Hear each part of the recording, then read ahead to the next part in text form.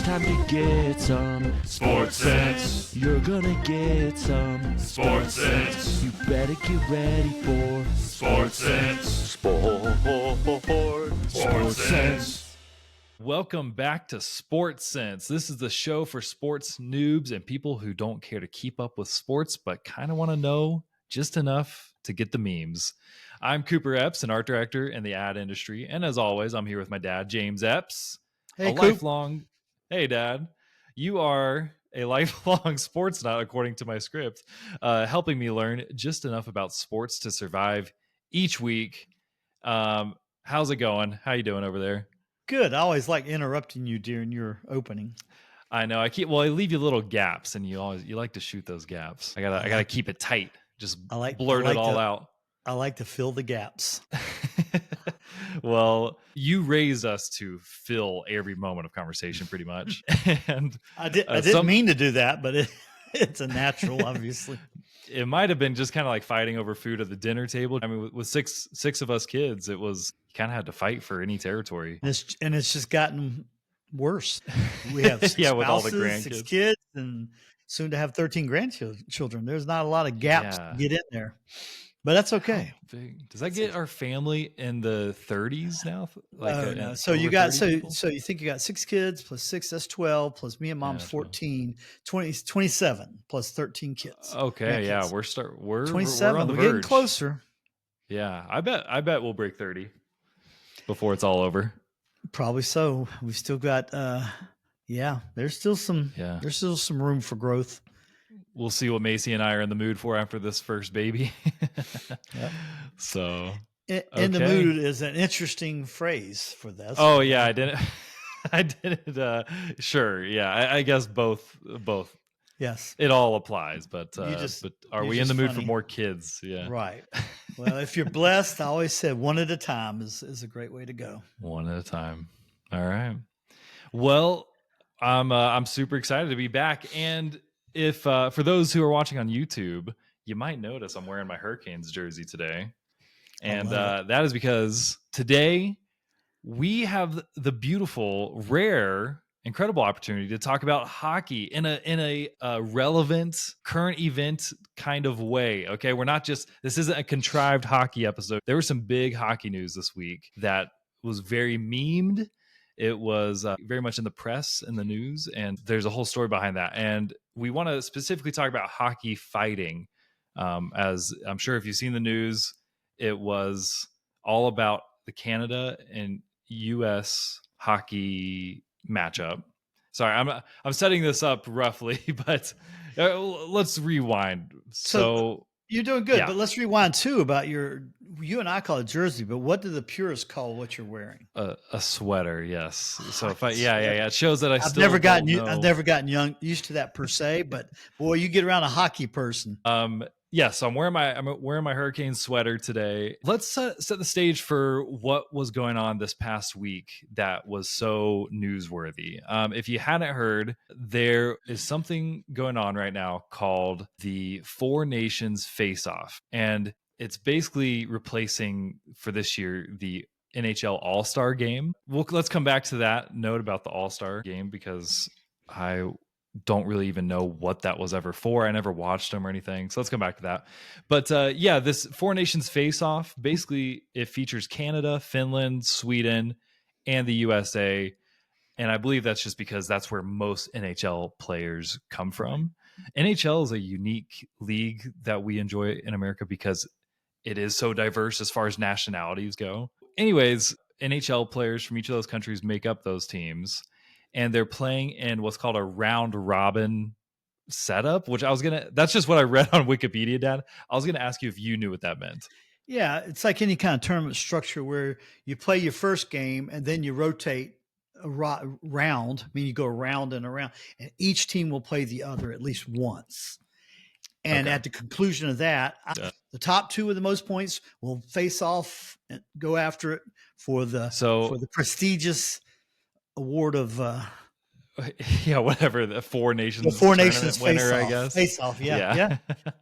So, and that's already happened. We're already through all those rounds, right? And now the tournament match. Yeah, I wasn't sure if they finished or not, so we're down to that. Double check that. Okay, yep. So the US and Canada are now matched up to Okay. do the final round to see who's the, I guess, champion. I'm not really sure what term to use here, Just but the winner of this event. so yeah, it's the all. So just we'll talk about All Stars in a minute. But yes, it's taking the best players from the NHL from their individual country. It's a lot of pride. This is about country pride here, and most of that is felt during the Olympics, the Winter Olympics, right?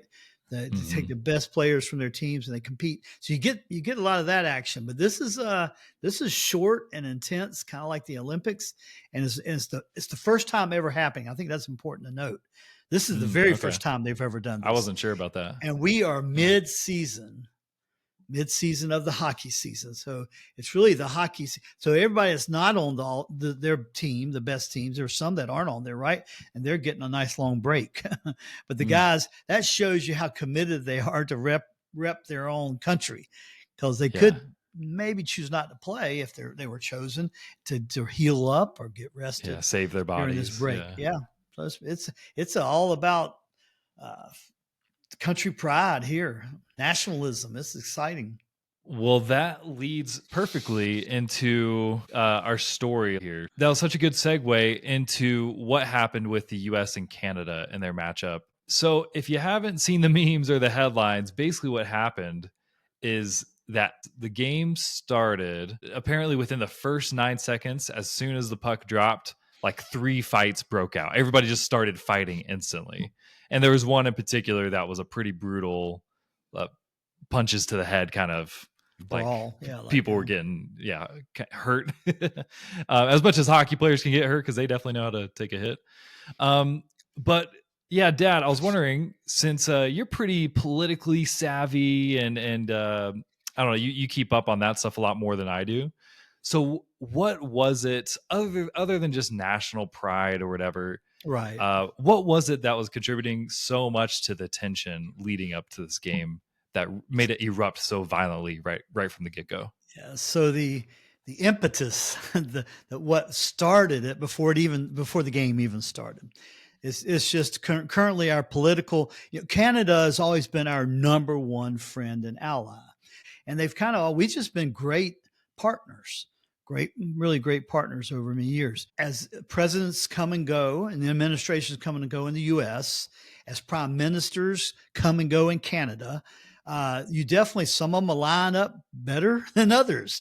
Some don't like each other as much. And so currently with Trump winning, he has changed his philosophy and the administration's approach to all countries. We deal with our friends and our foes. And biggest part of this with Canada has to do with trade tariffs, those trade deals. It's really trade negotiation.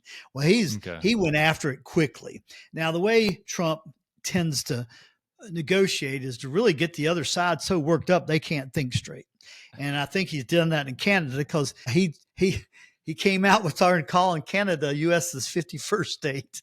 So having done that, got the Canadians pretty worked up, right? Yeah, he's the master of stirring the pot with like the name calling and all that. Yeah, and it's funny. Yeah, it's those touch points. He knows how to set nations off. I mean, everybody. So with that, there's been talk about 2 or 3 weeks, and us taking over Greenland, same thing. Pushing buttons. And believe me, it impacted Canada some. When you say the words 51st state of the United States, the average person in Canada didn't care about their politics at that time. They are going to rally around their nation and their flag.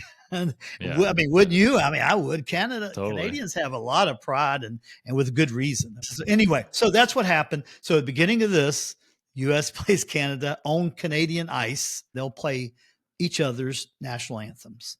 And so in this case, the home ice, the home country plays last, right? They get all worked up. So they play the visitor first. Well, that's what they did with the U.S. And as soon as they started playing our national anthem, all the fans there were some American fans there, but the great majority were Canadians. And they booed, big boo birds. I mean, it was a big boo fest. I mean, it was big. And so that got, I guess, everybody all fired up. And then so when they when they dropped the puck, I don't know. There's just a few of the guys had already decided they were going to try to put a whip in. I really think you look at it. I only saw a couple highlights. Who knows? But I feel like the Canadian players just decided we're going to just start this off with a bang and let's drop our gloves and duke it out some. Let's get warmed up that way, and that's what they did. And so that's what happened. I haven't even watched. I watched one little replay, like of one of the fights right before this, but I haven't watched enough to kind of determine who started what. Yeah. But I know it is pretty typical that, like, well, it's not typical, but like in hockey, a lot of fights do start just before, like as the face-off is being set up and before the puck even drops. Yeah, they're positioning. Yeah, they're positioning, and they're able to trash talk.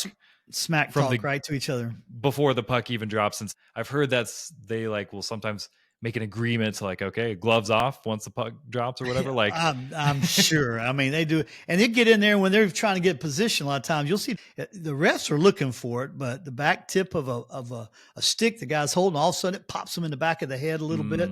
You do any of that stuff, and it can get you set off right off the bat. Yeah, but that was still pretty quick for what appears to be all three of them going at it. I feel like that was a little predetermined. Let's put it that way. Yes. Yeah. There was somehow, some way, nonverbal body language or verbal. Yeah. Well, there was some like. I would guess the Canadians picked their three that were going to do it, right? And then you're bringing up some great points that I want to bring up in kind of the broader conversation of hockey fights. Yeah.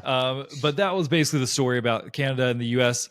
The interesting thing is, like, see, I didn't know what this Four Nations thing was, so I didn't even tune in or look it up at all. But now people have their eyes on it after seeing what went down the other night. So if you are, and they heard about the booing. Yeah, they heard about the booing. So the Americans, pride's getting fired up. People aren't even hockey fans are going, "I won't be doing that, Jack. We're in it. We're in it. When's that game?" They want to see it, and it should be in the U.S., right? I'm not sure. That's what we need to find out. Yes, I believe this one's in New York, if I remember yes, right. It should be in the U.S. It'll be fun to watch. But like you said, it has bubbled up to mainstream awareness for the most part. Not everybody, but. It's one of these really interesting moments in sports where, like, it's telling a bigger story of the feelings and the culture of our countries and our people right now. And so it's just a game, but this one went particularly viral, I think, because of that greater story of what's going on, just these tensions between our countries right now. Interesting enough, right? Several of these players going to go back and be teammates. Yeah, so I was wondering, I wanted to go through the roster and see, who are teammates and not. I don't know who they are, but I know amongst those four, they mix back up into the NHL. Yeah, they got to have some teammates there because everybody has a Canadian and American. Everybody has a blend when you look at their team usually. Right, I know. I'm so curious. I'm sure everybody in the league has a pretty mutual respect for each other, and even when there are fights, I think they're more for like back off rather than I actually want to injure you. Yeah. Well, and the NHL has an interesting history like that. If you look back, we had a lot of when the Soviet Union was the Soviet Union, then became Russia. Through those periods, early on in the Cold War era, the 80s and into the 70s, 80s, early 90s, those guys, sometimes their own government would not allow them to play. When they started allowing them to play in the NHL, I would say they received a pretty chilly reception in the NHL on the the hockey teams here.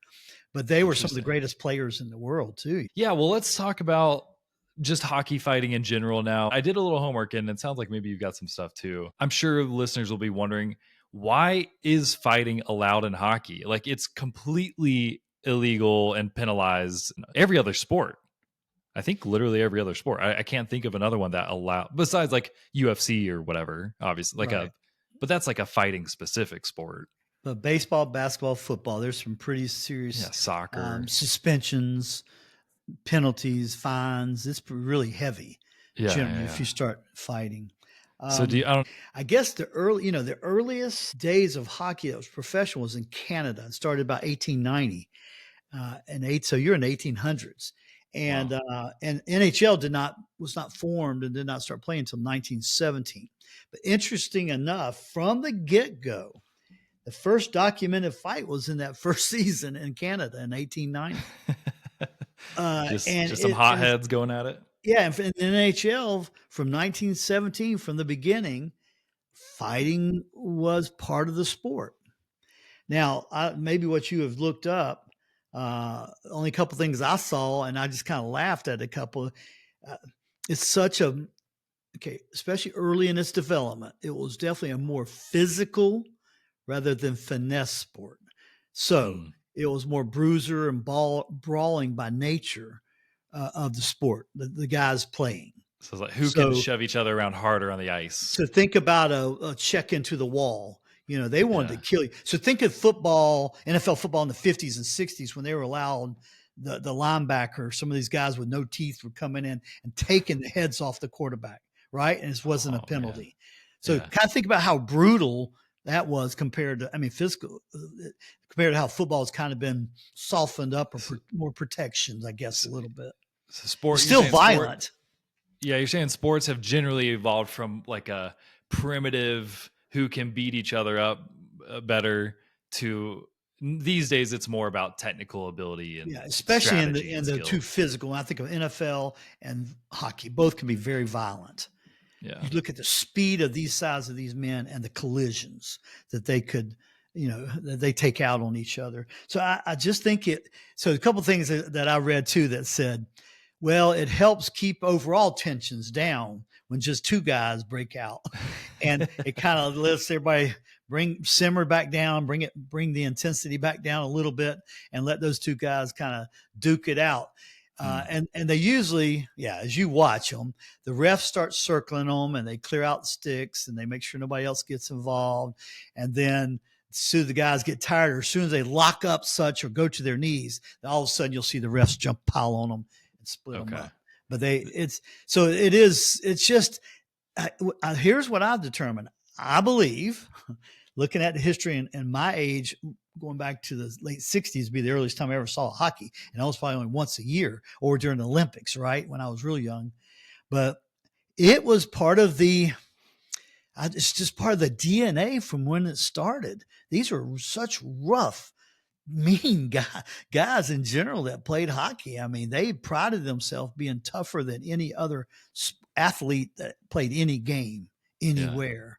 And I think that just became, and so that's number one. That's the nature. Number two, this is not nice. It's not a great, it's not saying much for the fans, but I think the fans, the type of fans that love that kind of hockey, love the fighting. So they got a boxing match, basically, or early MMA or, what early version of that, along with their hockey game. And I think a lot of those fans enjoyed that. So I think the NHL allowed it to exist all these years. But I've got some numbers later. You go in. I've got a few numbers to show you about the change. So I went back, looked at all the number of fights. You can see the number of fights for the last 40 or 50 years. Sounds like we're about to get some daddy tidbits. Yes, daddy tidbits here. Daddy tidbits. So interesting enough, I have I'll use the estimated number because it's so crazy. So back in the 50s, 60s, early 70s, the fight total would get anywhere up in the upper 800s or 900 total for the season. Okay. For the season, right? Okay. So they track it per game for the whole season. Then they'd have postseason numbers. That started lowering, and it maintained by about 15 or 20 years. So really up to mid 90s to 2000, mid 2015, 16, 17, it averaged probably in the 600 to 700. So it came off some, but it was still pretty hefty.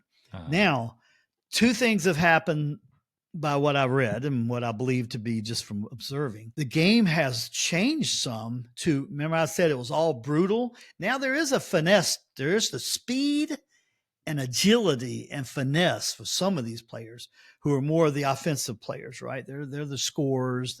They get those breakaways, right? And it's like a fast break. It's unbelievable how they can skate and what they can do on skates. It boggles my mind. So having the game change over a little bit more like that, and what's happened to the scoring since that's happened?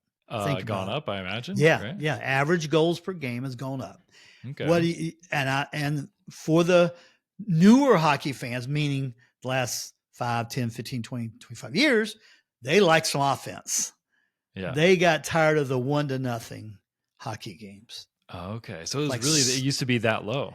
Oh, You're saying. yeah. I mean, it'd be all those 1-1 ties. That's extra like overtime. soccer. So, yeah, it sounding. had some similar fits. It didn't have near scoring they have now. Okay. I mean, to see a 6-game, I mean, that's just crazy. I don't think it was unheard of. So anyway, interesting enough, not to drag it out, the last few years, the last 4 or 5 years, the fight totals are in the upper 300s. So look how much it's decreased.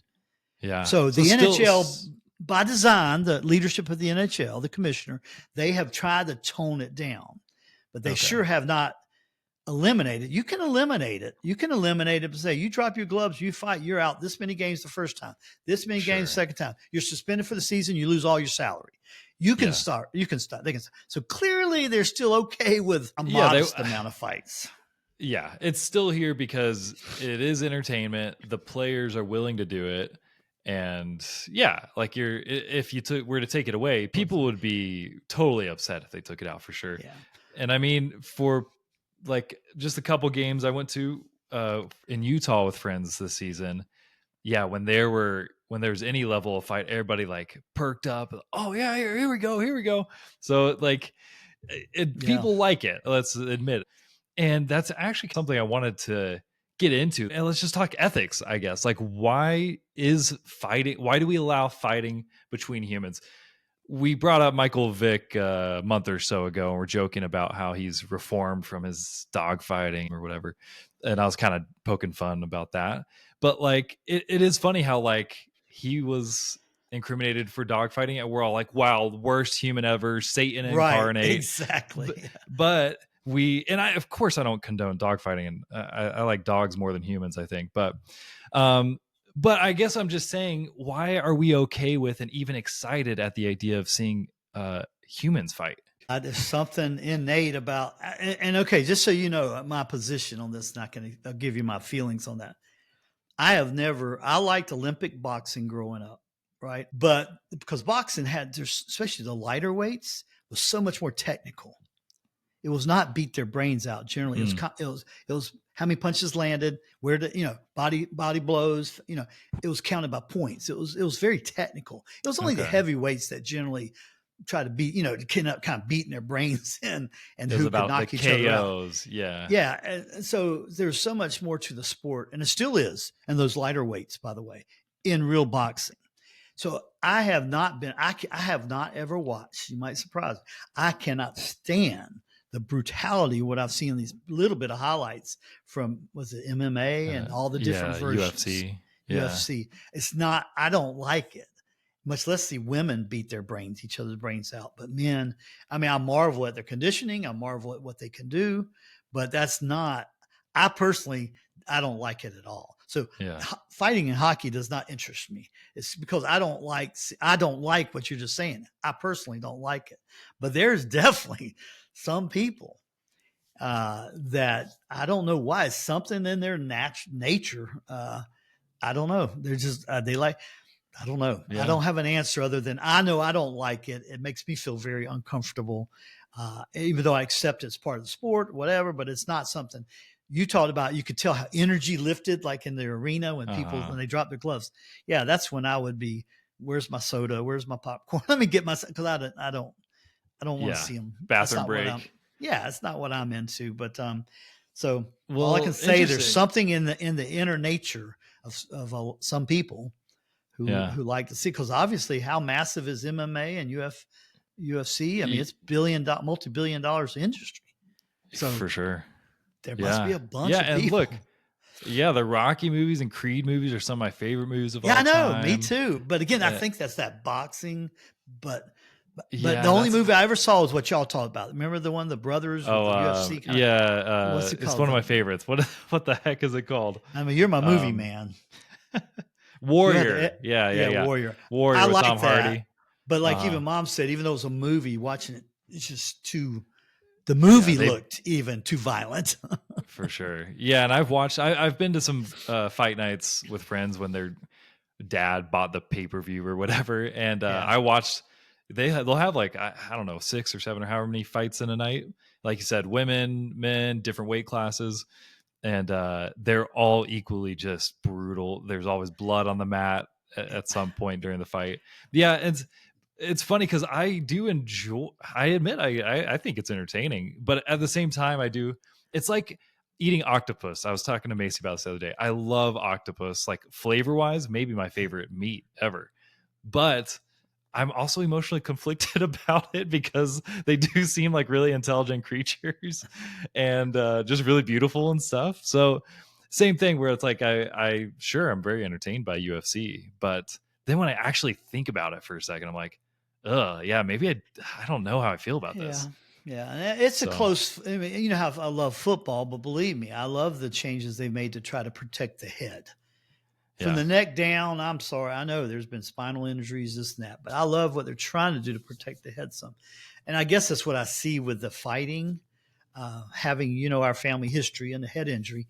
I yeah. don't, I know how that brain works. And when it gets slammed, it just, there's, I know this is, but this is America. We're blessed to have freedom of choice in so many things. And people choose. These are adults choosing. And so I'm not going to say you shouldn't have it. I'm not going to be out there crying that. That's not my position at all. Make sure I'm clear on that. People have the choice. I'm saying it's not what I would pay for and care about. No, yeah, I don't think you're passing judgment at all. I want to just bring it up. And for our Yeah. listeners, yeah, let us know what you think. One of our favorite parts of doing this podcast has been responding to questions and stories from you guys. So just a reminder, if there's anything at all you'd like us to talk about or you think it'd be funny to get Dad's reaction from, make sure to email us at sportsensemailbag@gmail.com. And if you can't remember that, it's in the show notes below. So just click on that or copy and paste that. And we'd love to talk about whatever you bring up. So just a reminder there. Okay. Well, I just wanted to throw out a few of my own tidbits. So why is it allowed in hockey? You kind of spoke to the heritage. It'd be hard to remove it because people do like it. It's entertaining, right? But I read a couple articles that brought up some decent points. So one of them that I thought was the most compelling was that it's kind of like a internal justice system among the players. So, you know, if you play too dirty, because the refs, like you said, they don't catch everything. And Right. so it's kind of like, yeah, I mean, they're enforcing their own Code of crime and conduct, punishment. right? Yeah. Yeah, exactly. Like among each other. And so that's part of why it's allowed, because you can't catch everything. And it's accountability. It's incentive to mostly behave well most of the time. So I thought that was a really interesting point. Yeah, it Building is. team spirit and unity. It definitely raises the energy, I think, in a game when you need it. These guys sometimes will even take boxing lessons to improve their fighting. It makes sense So because they're it helps protect them a little bit more too. But yeah, yeah. yeah, So yeah, it's who they targeted in the old days, you know, right? They get after some of their best if they can get a matchup where they're going after their opponent's best player or their opponent, a player who they want to get off the ice for. We hadn't talked about that, but the penalty box, right? yeah. If they want to get them, they want to get them off the ice for 2 minutes or 4 minutes for a major penalty. Get them, they get them off the ice. Well, the goon's sitting in there. Well, that's fine. But you get the best player on the other team sitting in there. That's not so fine. So there's a lot of there was really a lot of strategy, and I think, like you said, it's decreased so much. But there's still strategy to who they go after. Interesting. I didn't even consider that. It's like we can sacrifice this player, put them in they're both going to Yeah. go in the penalty box after a Yeah. fight. Yeah. So let's get them tied up with their star player over there. That's interesting. Cool. Well, hopefully you guys can walk away from this today understanding a little bit more about why that Canada-US game the other day was such a big deal. And I think one of the memes I even saw, where is it?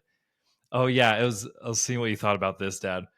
It says, so it's like comparing the league. So it says NFL, in quotes, it says the Pro Bowl will now feature a casual game of flag football. Yeah. NBA, please guys, can we just make it look like we're trying to play defense during the All-Star game? And then NHL, I'm willing to die for my country during this exhibition. So just like comparing They're spot on. Yeah. I mean, I don't NBA. Phil, but their All-Star game is horrific. It's they're shooting at half court. They had it the other night. Steph Curry shot at half court and made a swish.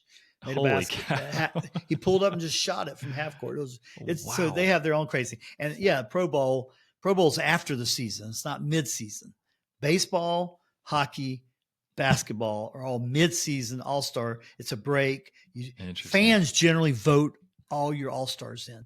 You had talked about this earlier, so I thought I'd chime in. Fans generally vote them in, right, for the most part. And that's kind of it's all a public affairs things for the leagues. It's to promote their stars, and the fans vote them in. And so they don't really want them to kill each other or play. But years ago, and I grew up NBA, that's hard to watch because NFL, I kind of understand. It was always postseason, right? The guys that weren't in the Super Bowl or whatever, they go play in Hawaii. Usually is where they went and play. Anyway, different places. But in basketball, the team to split the different the East and the West with how they divided it up, East and the West. Man, you had Larry Bird. He went for blood during an All-Star game. I mean, they were. Oh my gosh! If he hated They would elbow play each rough. other, or what do you do? No, they just played real. They cared. They played like they fought like it was the championship of the NBA. I mean, then they'd have guys that didn't play often, or if they didn't like them, they just would get after them. I mean, it was a brutal contest, including Michael Jordan and his era. Anyway, so there's more pride. More pride back in the day. It was unbelievable. It's very different. It's very different. And those guys all played for a whole lot less money back in the day too. Yeah, so anyway. Maybe it's almost like the more you get paid for something, the more entitled you get. And like, I don't know. I wonder if that's part of it. It's like, oh, we're here for entertainment. You're more protective, right? You have the luxury of trying to protect your body a little bit more. That's why I'm blown away on some of the NFL. There's a lot of NFL guys who don't make the big bucks, and they give. Well, some of them still, no matter if they make big bucks or not, they'll sacrifice everything. But other players, you kind of can tell, especially NBA. They're talking about load management. You ought to read what I think Jordan and Bird has said about load management. Do you know what that is in the NBA? So your stars now, they don't want to play the all 82 games in the NBA. Okay. So they and neither does some of the owners and the general managers and coaches. They want to save their players, some of them for the playoffs. So they load management. They'll take a night off here, play 4 games in a row, take a night. They don't play back-to-back night games. It's very different. It's just trying to preserve their physical selves as long as possible, I guess. Yep. Okay. Interesting though. Yeah. Self-care. You gotta care for yourself these days. Used to you just throw your body to the winds and see what happens. And we all just want to live forever these days. Don't know what that's about. It's not going to happen, but yeah. not mortality anyway. Have you heard about that one guy who like dopes himself with his own son's blood? Have you heard about this guy? I haven't. He's trying to unlock. I mean, it's like they're in it together. Like they're both like it's what do you call it? They both consent. Yeah. But yeah, that's a random. We'll have to talk about that sometime. But fascinating story. And really I will creepy. never ask you for your blood unless it's life saving and you can help me. And you're my only one. Sounds good. Yeah. Okay. Well, we'll talk off air about which blood types we are because I'm not even sure if I'd be helpful to you. Okay, everyone. Well, thank you so much for tuning in. Remember, Canada and the US play again this week. I don't know what day or what time, so just go Google it. But looking forward to seeing an exciting matchup there to finish off the 4 nations face-off of 2025. Okay. Well, Dad, you're the man. All right. It was fun.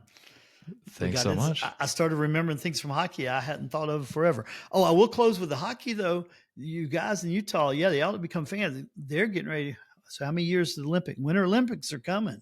Yeah, 2034, right? They're coming back. So, so got to gear up. That's a long ways, but you got 32. Man. I can't remember. Whatever it is coming. So maybe all the hockey fans will be really geared up and trained by then. And I think so. See a lot of great Olympic hockey.